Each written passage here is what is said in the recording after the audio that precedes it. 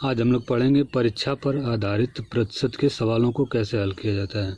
देखिए, एक एग्जाम्पल की सहायता से हम लोग समझते हैं, सबसे एकदम आसान और सिंपल भाषा में। सबसे पहले हम लोग क्या करेंगे, सवाल देखिए क्या दिया हुआ है कि राम को परीक्षा में 49% अंक मिलते हैं जो पासिंग अंकों से 7% अधिक है। तो राम को 49% अंक मिला और 7% अंक अधिक है पासिंग से, तो इसको क्या किया जाएगा, पास, यानी कि समानता का अधिकार देकर सबको पास किया जाएगा। तो अगर राम को अगर पास करना होगा तो राम को अगर पासिंग अंक देना होगा तो कितना अंक देना होगा, क्योंकि ये कितना अंक पाता है, 49% अंक पाता है, लेकिन पासिंग अंकों से कितना अधिक है, 7% अधिक है, तो इससे 7% अंक ले लिया जाएगा, तो पासिंग इसका मार्क हो जाएगा, पासिंग परसेंटेज मिल गया इसको। इसके बाद अगला क्या दिया हुआ है, आगे दिया हुआ है कि श्याम 34% अंक प्राप्त करता है और 30 अंकों से असफल हो जाता है। तो श्याम को भी पास करना है, दोनों को पास करना है। तो अगर श्याम को हमको पास करना होगा तो श्याम को कितना अंक मिला है, 34% अंक मिला है, 34% अंक श्याम को मिला है, लेकिन वह 30 अंकों से असफल हो जाता है, यानी कि 30 अंकों से क्या हो गया, असफल हो गया। तो इसको क्या करेंगे, पास करने के लिए 30 अंक दे देंगे। ये भी पास हो गया, ये भी पास हो गया, दोनों पास होंगे तो दोनों को क्या करेंगे, बराबर कर देंगे। जब दोनों को बराबर करेंगे तो क्या मिलेगा, 49% माइनस का 7% और किसके बराबर हो जाएगा, ये भी पास है तो 34% और प्लस का 30 अंक, दोनों क्या हो जाएंगे, बराबर हो जाएंगे। अब जब इसको हल करेंगे 49 में से 7 माइनस करेंगे और फिर ये 34 बराबर किधर आएगा तो ये भी माइनस होगा। तो जब इसको हल करने पर क्या मिलेगा, हमको 8% मिलेगा, यानी कि जो 8% होगा वो किसके बराबर होगा, 30 अंक के बराबर होगा। तो जब 8% 30 अंक के बराबर हुआ तो 1% निकाल लेंगे, 1% कितने अंक के बराबर होगा, और इसके बाद 100% निकाल लेंगे। तो 100% किसके बराबर होगा, तो 30/8% और गुणे 100% इसके बराबर हो जाएगा। और जब इसको हल करेंगे तो क्या मिलेगा, बराबर का हमको मिलेगा, इसको हल करने पर मिलेगा हमको 375 अंक मिला। इसका मतलब ये हुआ 100% क्या होता है, पूरा पासिंग मार्क होता है, या पूरा अधिकतम अंक होता है, या पूरा पूर्णांक 100% माना जाता है। तो इसका मतलब ये हुआ कि पूरा पूर्णांक यानी कि पूरा जो अधिकतम अंक है वो कितना है, 350 अंक मिल गया। इसके बाद अब देखिए सवाल में क्या कहा गया है, यदि अमित को अधिकतम अंकों से 50 अंक कम प्राप्त होता है। एक अमित, दूसरा बच्चा अमित है, तो अमित को क्या मिलता है, अधिकतम अंकों से 50 अंक कम प्राप्त करता है। तो अधिकतम अंक कितना मिला, 375, यानी कि अमित को कितना मिल रहा है, अमित को कितना अंक मिला, तो जो अमित को अंक मिल रहा है वो अधिकतम अंकों से 50 अंक कम प्राप्त करता है। तो अधिकतम से कितना कम प्राप्त करता है, 50 अंक कम प्राप्त करता है। और अधिकतम 100%, और 100% का मतलब 375, यानी कि अमित का अंक कितना हो जाएगा, 375 और माइनस का 50, और 375 माइनस 50 करेंगे तो क्या मिलेगा, बराबर करके 325 हो जाएगा, ये हो जाएगा 325, यानी कि अमित को कितना अंक मिला, 325 अंक मिला। यही क्या हो जाएगा, इसका आंसर हो जाएगा। आइए एक और एग्जाम्पल से आगे एक और सवाल समझते हैं। देखिए इस एग्जाम्पल में दिया हुआ है कि एक परीक्षा में पास होने के लिए 40% अंक प्राप्त करने पड़ते हैं। यानी कि अगर पास होना है भैया तो हमको कितना अंक चाहिए, पास होने के लिए कितना अंक चाहिए, 40% अंक चाहिए। लेकिन एक छात्र 30% अंक प्राप्त करता है और 12 अंकों से असफल हो जाता है। यानी कि 30% अंक प्राप्त करता है एक दूसरा छात्र और 12 अंकों से क्या हो जाता है, असफल हो जाता है। तो जब उसको पास करना है तो क्या करेंगे, उसको 12 नंबर दे देंगे। क्योंकि ये 12 नंबर से फेल हो रहा था तो 12 नंबर दे देंगे, तो ये भी क्या हो जाएगा, पास हो जाएगा। तो अब ये भी पास हो गया और ये भी पास है, तो दोनों जब पास हैं तो दोनों पास को क्या कर देंगे, बराबर कर देंगे। तो जब इसको बराबर करेंगे तो क्या मिलेगा, 40% बराबर किसके मिलेगा, 30% और प्लस 12 के बराबर मिलेगा। जब इसको हल करेंगे तो 40 माइनस 30 करेंगे तो क्या मिलेगा, 10% और 10% किसके बराबर होगा? 12 अंक के बराबर होगा। तो जब 10% 12 अंक के बराबर होगा तो 1% कितने अंक के बराबर होगा? और चूँकि पूर्णांक ज्ञात करना है यानी कि अधिकतम अंक, तो पूर्णांक हमेशा 100% होता है। इसका मतलब कि 100% किसके बराबर हो जाएगा? तो 100% जो बराबर होगा किसके बराबर होगा? तो 12/10% और गुणे 100%, ये इसके क्या होगा? बराबर होगा। और जब इसको हल करेंगे तो क्या मिलेगा? तो 10 दाह में 100 और 12 दाह में 120 बराबर क्या मिलेगा? 120 मिल गया। इसका मतलब ये होगा कि पूर्णांक कितना हो गया? 120 हो गया। ये हो गया इसका आंसर। अब आइए इसी तरह से एक और एग्जाम्पल समझते हैं दूसरे टाइप का। देखिए इस एग्जाम्पल में क्या दिया हुआ है कि अंकिता को 44% अंक प्राप्त होते हैं जो पासिंग अंकों से 30 अंक ज़्यादा है। पासिंग अंकों से कितना ज़्यादा है? 30 अंक ज़्यादा है। तो इसको भी पास कर दीजिए। जब इसको पास करेंगे अंकिता को, तो अंकिता को कितना अंक मिला है? 44% अंक मिला है। लेकिन पासिंग अंकों से 30 अंक ज़्यादा है, तो 30 अंक निकाल लीजिए, 30 अंक इससे ले लीजिए। तो पास हो गया, पासिंग मार्क इसको भी मिल गया। अब आगे क्या बताया गया है? तथा निधि को 32% अंक प्राप्त करती है और 42 अंकों से असफल हो जाती है। अब देखिए यानी कि अब 32 अंक पाती है निधि और 42 अंकों से असफल हो जाती है। तो इसको सफल बनाने के लिए यानी कि इसको पास करने के लिए क्या करना पड़ेगा? 42 अंक दे दीजिए इसको। तो ये भी क्या हो गई? पास हो गई। दोनों लोग क्या हो गए? पास हो गए। ये होगी अंकिता और ये हो गई निधि। दोनों लोग क्या हो गए? पास हो गए। जब दोनों लोग पास होंगे तो दोनों के पासिंग मार्क को बराबर कर दीजिए, यानी कि 44% और माइनस का 30 अंक बराबर किसके हो जाएगा? 32% और प्लस का 42 अंक। और जब इसको हल करेंगे तो 44% और 32%, ये 44 में से 30 नहीं घटाया जाएगा, ये परसेंटेज में है और ये सिर्फ अंक है, तो परसेंटेज में से परसेंटेज को ही घटाया जाएगा। तो 44 माइनस 32 को जब घटाएंगे तो कितना हो जाएगा? 12% हो जाएगा। और यानी कि 12% बराबर किसके हो जाएगा? तो इधर पहले से 42 है और ये वाला 30 जब उधर जाएगा तो माइनस में है तो प्लस में हो जाएगा। तो 42 और प्लस 30 कितना हो जाएगा? ये हो जाएगा 72। यानी कि 12% किसके बराबर हो गया? 72 के बराबर हो गया। अब देखिए, अब इसको यहीं रहने दीजिए। अब देखिए सवाल में और आगे क्या कहा गया है? यदि एक छात्र 231 अंक प्राप्त करता है तब उसको परीक्षा को पास करने के लिए कितने अंक चाहिए? 231 अंक प्राप्त करता है, उसको परीक्षा को पास करने के लिए कितने अंक चाहिए? तो किसी छात्र को भी परीक्षा को पास करने के लिए कितना अंक चाहिए? 44% से 30 कम या 32% से 42 कम, यही तो अंक चाहिए, यही तो पासिंग मार्क है। पास होने के लिए उसको इतना अंक चाहिए। अब देखिए, तो यानी कि पास होने के लिए कितना अंक चाहिए? मान लीजिए कि यहाँ पर लिख रहे हैं, देखिए पास होने के लिए कितना अंक चाहिए? पास होने के लिए क्या चाहिए उसको? पास होने के लिए उसको कितना अंक चाहिए? देखिए, या तो 44% से 30 कम चाहिए या 32 से 42 ज़्यादा चाहिए। तो मान लीजिए कि 32% से कितना? 42 अंक ज़्यादा चाहिए पास होने के लिए। अब देखिए, तो पास होने के लिए इसको 32 से 42 ज़्यादा चाहिए, तो यहाँ पर हम क्या निकालेंगे? 12% 72 के बराबर है, तो 32% निकाल लेंगे यहाँ पर, क्योंकि 32% की ही हमको आवश्यकता है। अगर पूरा पूर्णांक पूछता है या अधिकतम अंक पूछता है तो 100% निकालते हैं, लेकिन यहाँ पर पूर्णांक ना पूछा है ना अधिकतम अंक पूछा है, तो हमको सिर्फ क्या ज्ञात करना पड़ेगा? 32% ही ज्ञात कर लीजिए यहाँ पर।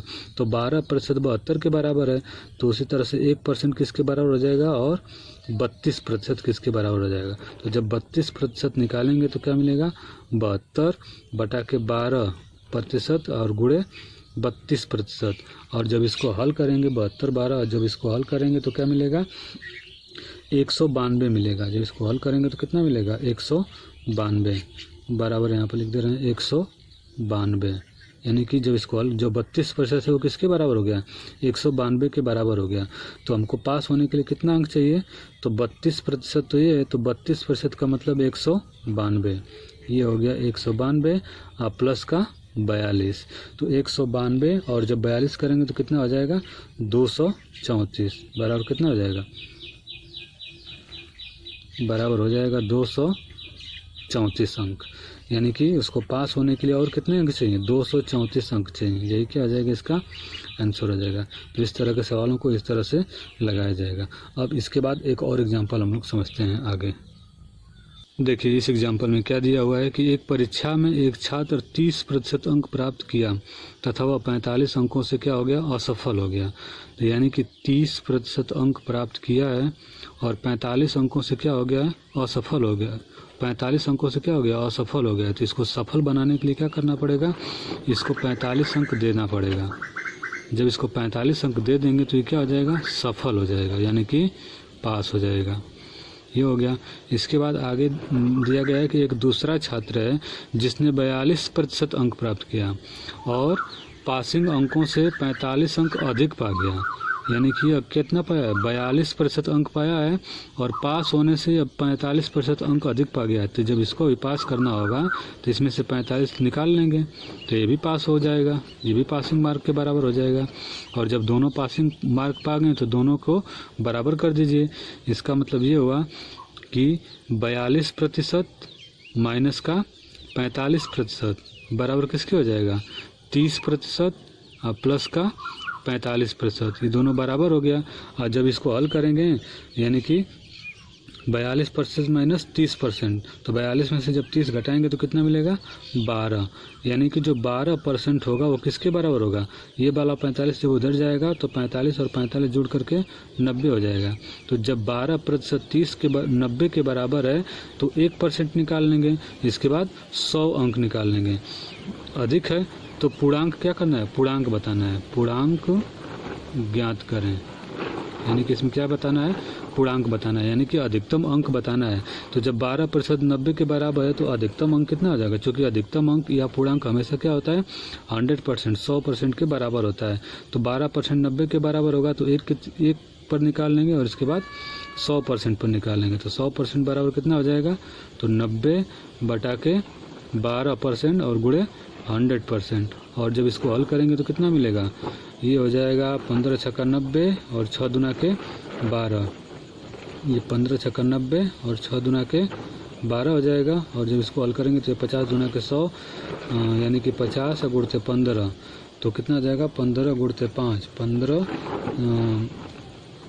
यानी कि 75। कितना हो जाएगा बराबर? ये बराबर हो जाएगा 750 के बराबर हो जाएगा। कितना हो गया? 750 हो जाएगा। यानी कि जो पूर्णांक है वो कितना है? 750 हो गया।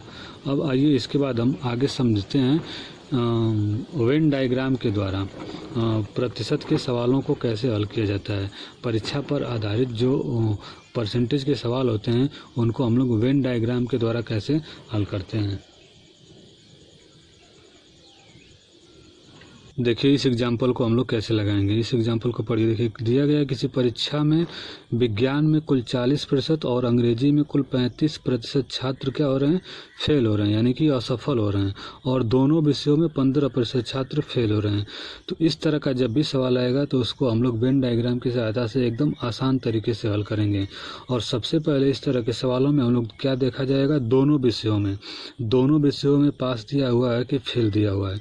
अगर दोनों विषयों में पास दिया होगा तो हमको पासिंग का कॉम्बिनेशन बनाना पड़ेगा, और दोनों विषय में यदि फेल होगा तो फेल वालों का कॉम्बिनेशन बनाना पड़ेगा। तो यहाँ पर देखिए क्या दिया हुआ है? दोनों विषयों में 15% छात्र क्या हो रहे हैं? फेल हो रहे हैं। यानी कि दोनों में क्या दिया हुआ है? तो दोनों में कितना दिया हुआ है? 15% छात्र क्या हो रहे हैं? फेल हो रहे हैं। और तो दोनों में 15% छात्र फेल हो रहे हैं तो हमको फेल का कॉम्बिनेशन चाहिए। और सवाल में दिया हुआ है विज्ञान में कुल 40% और अंग्रेजी में 35% छात्र फेल हो रहे हैं। तो इसमें ऑलरेडी दिया हुआ है, यानी कि विज्ञान में। तो साइंस में कितने हो रहे हैं? विज्ञान में 40% छात्र फेल हो रहे हैं। और अंग्रेजी में कितने हो रहे हैं? तो अंग्रेजी में कितने हो रहे हैं? अंग्रेजी में कहाँ गया? 35%। अंग्रेजी में 35% छात्र क्या हो रहे हैं? फेल हो रहे हैं। ये किसका कॉम्बिनेशन है? ये फेल होने का कॉम्बिनेशन बन गया। अब देखिए इसके बाद क्या करेंगे? एकदम आसान भाषा में 2 ठो गोला बनाएंगे इस तरह से। एक ये हो गया और एक ये हो गया। ये दोनों गोले एक दूसरे को आधा काटते हुए इस तरह से दो गोला बनाएंगे। अब जो ये वाला बीच वाला भाग है ये दोनों को दर्शाएगा। तो दोनों में क्या दिया हुआ है 15%, तो ये हो गया 15। इसके बाद अब देखिए इसको मान लीजिए कि साइंस मान लीजिए और इसको मान लीजिए कि क्या है ये अंग्रेजी है। तो दोनों विषयों में 15% छात्र क्या हो रहे हैं फेल हो रहे हैं। तो केवल विज्ञान में कितने फेल होंगे, दोनों में अगर 15% छात्र फेल हो रहे हैं तो केवल विज्ञान में कितने छात्र फेल होंगे। तो 40 में से क्या करेंगे 15 को घटा देंगे। तो 40 में जब 15 करेंगे तो कितना होगा 25% होगा। तो केवल विज्ञान में छात्र फेल होने वाले छात्र कितने हो जाएंगे 25% छात्र हो जाएंगे। देखिए 40% तो छात्र विज्ञान में फेल हैं, लेकिन 15% दोनों में, यानी कि इस 15 वाले में विज्ञान भी है और अंग्रेजी भी है। तो 15 यानी कि 40 में से 15 को निकाल लेंगे तो केवल विज्ञान में फेल होने वाले छात्र मिल गए।